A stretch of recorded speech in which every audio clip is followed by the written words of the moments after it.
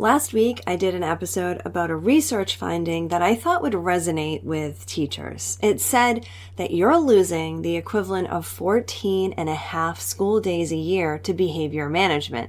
Well, that research came out in about 2019, and, well, the research has caught up, because today I want to share two more findings from 2025 and 2026 that confirm what you already know.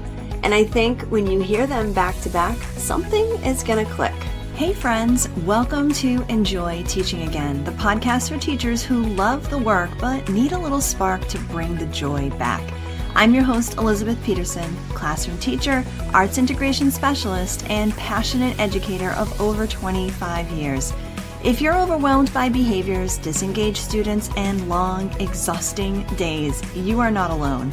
But together, we can turn things around and you can teach with confidence and purpose again. So locate that cold coffee of yours, find your favorite pen, I know you have one, and let's dive in. It's time to get inspired and enjoy teaching again.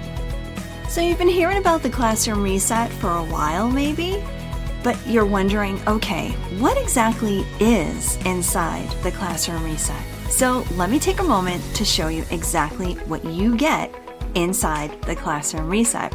First, we start with you, because resetting your classroom starts with resetting your mindset. And just like everything else at the Inspired Classroom, we want this to be teacher-centered. And then we're going to move into some really great proactive behavior strategies.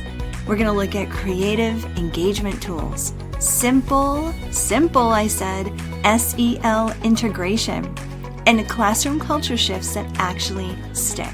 This is no fluff around here and no stress.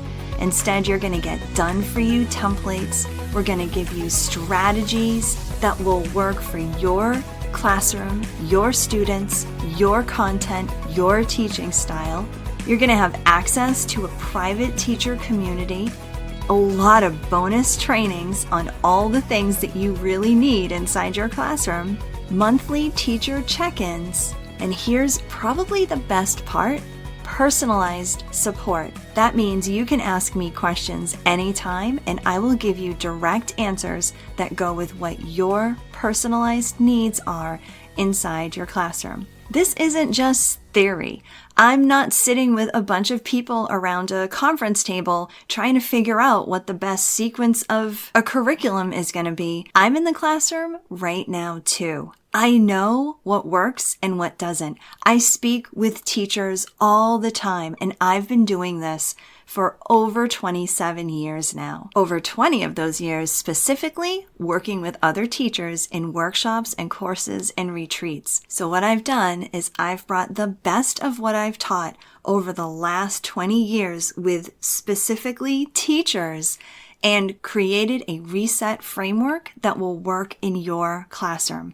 This is practical, it's classroom tested, and it's from someone who's still teaching in the classroom myself. If you're serious about making a shift, I want you to go look at what's inside. Go to theinspiredclassroom.com/reset because you deserve a framework and the support that actually helps you. If you've ever felt like behavior management was getting harder, like what you're dealing with in the classroom is something worse than it used to be, maybe you've even felt like maybe you're not cut out for this anymore, like something has changed and nobody really has been acknowledging it, well, this data is acknowledging it now. You are not imagining any of it. And today I want to show you exactly what the numbers say. The 2026 State of the American Teacher Survey, which is conducted by RAND, one of a very respected research organization in the country, asked teachers across the country to name their primary sources of job-related stress. And managing student behavior came in first. Not salary, not workload, not the paperwork or the meetings or the lack of planning time, although all of those did show up too. Behavior was first, and it was named by 52% of teachers. More than half of the teaching profession in America right now is saying the hardest part of the job is what happens in my classroom with my students every single day. And here's the part I want to really sit with for a moment, because these are not struggling teachers. These aren't first-year teachers who haven't found their footing. These are experienced teachers. And the RAND survey pulls from K-12 teachers across all experience levels, all grade bands, all regions of the country. This is the entire profession speaking out loud, and it's saying behavior is a crisis. And then there's this one. The NEA, or National Education Association, which is like the largest teachers union and professional organization in the U.S., which represents about, 3 million educators across K-12 and higher education. Well, they came out with a survey, as they do surveys all the time, and they published an article summarizing the data that they found. And what they found was that 80% of teachers, 8 out of 10, say student behavior is a serious issue, causing teacher stress, burnout, and staffing problems in their schools. We're not talking about occasional disruptions, not some of my students are challenging. It's a serious crisis, and it's been named by 80% of teachers in that survey alone.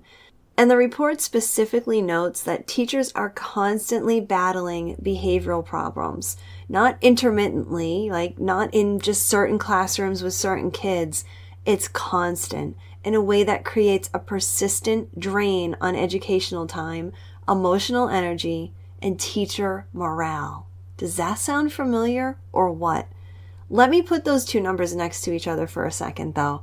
52% say behavior is their number one stressor, and 80% say it's a serious crisis. And we know from that 2019 research that I was citing in my last week's podcast that teachers were already losing the equivalent of 14 and a half days a year to behavior management before the pandemic, before the mental health surge, before the phone and social media era was like really arriving in our classrooms. So the question isn't whether this is real. The data has answered that. Your gut knows that. I mean, your eyes don't deceive you, do they? This is a real, true professional crisis. But the question still remains, what do you do with this? What do you do with all this information? Data is great, but now where's the action? So here's where I think those numbers can actually land us maybe in the wrong direction at first, right? Because I've felt it myself, and I hear it from teachers all the time. You hear big percentage numbers like 52, and you hear 80%, and the idea of feeling validated is nice for a moment, but then maybe you feel defeated. Like, okay, it's bad everywhere. So now what? What am I supposed to do with that, right? And honestly, that response makes complete sense, because when you're already exhausted, the data that confirms how hard things are doesn't automatically feel like hope. It can feel like permission to give up. Like, well, if this is what it is right now, I guess I just have to survive it, right? But that's not the right mentality. I don't want you to go into the rest of this episode or into the rest of your school year thinking, okay, I guess this is how this is now. Because this is the part that could change everything, all right? The fact that it's widespread doesn't mean it's inevitable. Those numbers tell us what the problem is. They don't tell us that it can't change. And here's what's actually happening underneath all that data. Most teachers are still treating behavior as a management problem. Management problems need management solutions, right? More strategies, more consequences, more systems. And teachers keep trying those, and they keep working for a week or two, right? But then they keep unraveling, and that cycle, that exhausting, demoralizing cycle that makes teachers good teachers feel like they're ineffective, that's exactly what's showing up in those numbers, that 52%, that 80%, that 14 and a half days. But what if behavior isn't a management problem? What if it's a foundation problem? Now, every behavior in a classroom traces back to a wobbly leg on your classroom's tripod. And we've talked about the tripod on this podcast many times now. And if you were at the challenge, you know your CRE scores even. The tripod, the foundation of your classroom, is built on three things: connection, regulation, or engagement. And those three things are the root of all behaviors you're seeing, whether they're good or they're bad. And no management strategy in the world fixes those types of wobbly legs. It just holds the weight a little longer before things can unravel again. Let me tell you, the 52% and the 80% and the 14 and a half days, those are not evidence that teachers are failing. They're evidence that teachers have been handed management tools for a foundation problem. And that is exactly why the numbers are not going down. But you are not hopeless. You are not helpless. You have just been using some wrong tools for an actual problem. And this is absolutely within your power to change. Let me give you an example. Just this past year, I had a student, we'll call him Devon, and he had all kinds of nudgy behaviors, right? Behaviors that, he wouldn't be able to sit down and do his work. He would, engage the other kids in the classroom. He would come in laughing hysterically and think that, he could just derail the class before it even began. And for the longest time, I was just reacting to and redirecting Devon's behaviors. Every day it was the same cycle. Actually, it was more like every 5 to 10 minutes, it was the same cycle. And it wasn't until I finally stepped back and remembered that foundation, remembered that this is the behavior that I'm seeing. It is the symptom of something else. And going back to the framework that grounds me, I truly realized that this was probably a connection issue more than anything else. And once I figured that out, it changed. Everything changed. Once I addressed the connection with him specifically and intentionally, once I addressed that, his behaviors quieted down tremendously. They didn't totally go away. I mean, there is a piece of his personality that is just there, right? But boy, did his behaviors quiet right down, and I saw a student actually start to emerge. I wasn't managing him better. I was finally looking at him in the right way, and I was addressing the leg of that tripod that he needed me to address. And this is why I want to tell you about the classroom reset, because the extended sale is still going on, and I don't want you to miss it. If this is the type of thing that you think you need, now is the perfect time to get in. The Classroom Reset is a guided course, and it was built exactly for what this data is describing. Not more behavior management strategies, but a framework, a reset framework that helps you address the foundation instead of the symptom. There are 5 steps in this framework. There's reflecting, there's establishing a caring classroom culture. That's where the connection comes in. There's the supporting the social emotional growth in your students. That's where the regulation comes in. There's a step about engaging your students with creativity and the arts. And then the last step is tightening up a plan that is personalized and specific for you and your students and your grade level and your content area. That's what that one is. Each one of these steps targets a specific part of the foundation that behavior is pointing at. And right now, with the extended sale, you get the full course plus over $600 in bonuses.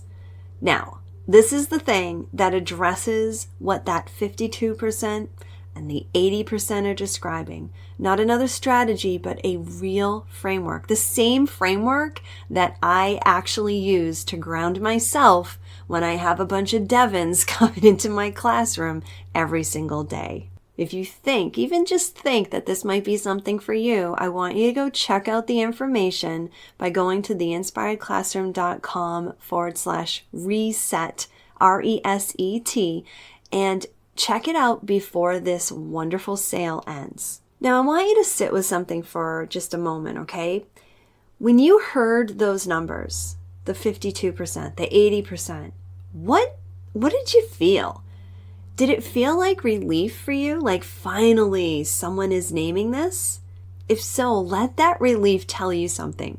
It means that you've been carrying this alone for too long and you don't have to anymore. If you felt frustrated, like great, it's everywhere, so now what? Let that frustration act like fuel. Frustration is what happens when you know things should be different. And that's not defeat. That's the beginning of a decision.